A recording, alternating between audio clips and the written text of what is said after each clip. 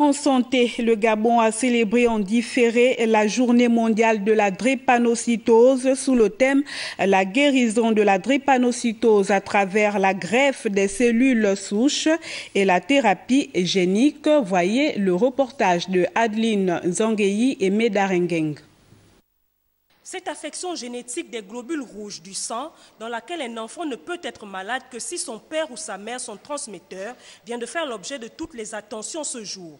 Au Gabon, la drépanocytose est la maladie héréditaire la plus fréquente. Selon les statistiques, un Gabonais sur 4 est porteur du gène, soit 25% de la population. Il faut dire qu'il y a 2000 drépanocytaires au Gabon et qu'il naît à peu près 200 drépanocytaires chaque année au Gabon. Ça, ce sont nos statistiques. La mortalité dans notre centre, elle est très proche de celle des États-Unis, 2%, mais à l'intérieur du pays, la mortalité tourne autour de 50-60%, c'est-à-dire 3 enfants sur 5 ne fêteront pas leur 5e anniversaire. Une maladie dont les patients pourront désormais trouver guérison. Mais aujourd'hui, nous avons 2 traitements de pointe. Le premier s'appelle la greffe des cellules souches placentaires. Nous avons, nous, ici au Gabon, fait déjà 2 greffes de cellules souches placentaires en 2012. Ces enfants ont aujourd'hui 5 ans et se portent très très bien. Cette deuxième technique qui s'appelle la thérapie génique nous permet aujourd'hui de guérir les enfants qui ont plus de 15 ans. Parce que la greffe des cellules souches s'arrêtait à 15 ans.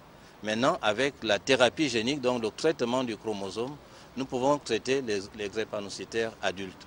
Pour une croissance et un développement sain de l'enfant drépanocytaire, la lutte contre cette affection devrait être l'affaire de tous.